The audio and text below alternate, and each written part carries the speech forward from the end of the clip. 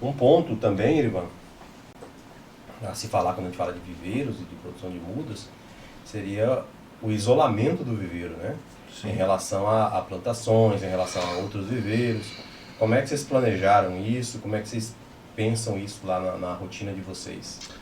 A gente está numa área privilegiada em relação a isso, né, pessoal? Quando você tem um viveiro, o ideal é você não ter aquela material daquela família ao redor, né? Porque você acaba tendo uma pressão grande de doença, né?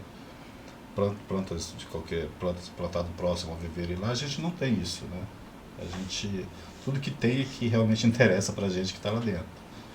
Mas assim, se você for fazer um viveiro de eucalipto dentro de uma floresta, bem do lado de uma floresta de eucalipto, possivelmente você vai ter problema de doença, né?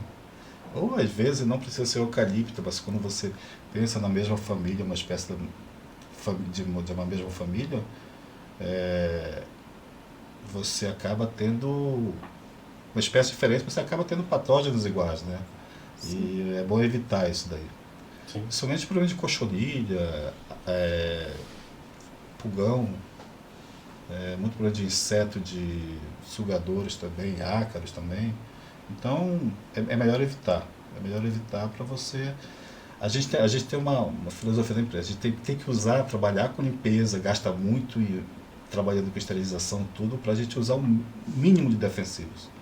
Que isso não é legal estar usando. A gente usar o mínimo possível e a gente consegue fazer isso. Mas tem que trabalhar toda a parte de orientação, de funcionários, tudo, e a parte de asepsia. Quando a gente trabalha com olerícolas, com citros, inclusive em alguns estados tem até a recomendação do Ministério da Agricultura que se trabalhe os viveiros, produção de mudas, telados com tela antiafídica. Uhum. Né? Para a teca não tem isso, vocês não têm problemas com viroses, com bacterioses, problema com vetor, né? Sim, um vetor. Na fase inicial, nossas estufas estão todas, além do plástico, tem ela é toda cercada por tela também. Já na fase de pleno sol, não, onde a muda já está mais resistente, tudo, não tem. Mas a gente acaba usando também. Usa em todas as estufas, a gente usa tela. Para evitar essa questão de vetores também. Como eu falei antes, né, a questão de viveiro, até fungo você controla facilmente, insetos. Agora, quando vem bactéria, principalmente vírus, já o negócio é bem mais complicado de trabalhar. A bactéria é um problema grave, mas ao mesmo tempo, né, do ponto de vista do patógeno, normalmente a bactéria vem introduzida. Né? Uma bactéria é grave, mas normalmente não vem pelo ar, né? Vem pela água, né? Vem pelos instrumentos, vem pelas pessoas que carregam as bactérias e levam até o local.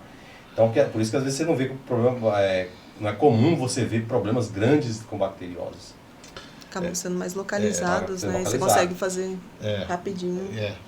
Mas tem algumas bactérias que são problemas hoje, principalmente de viveiro de eucalipto, que ela está ali presente, principalmente de jardim clonal, e você está multiplicando o material daquela cepa e esse problema não se manifesta, você acaba produzindo muda com aquela bactéria e depois de 1 ano, 2 anos, aquela árvore vai cair no campo. Então isso, eu tenho falado com professores da UFMT, e que agora na verdade está em Minas Gerais, um professor que é consultor nosso também. Ele fala, daqui a pouco, ele falou, daqui a pouco os viveiros de eucalipto, essa bactéria que eu estou falando não é da teca, é de eucalipto. Uhum. Por enquanto, não sei, daqui para frente.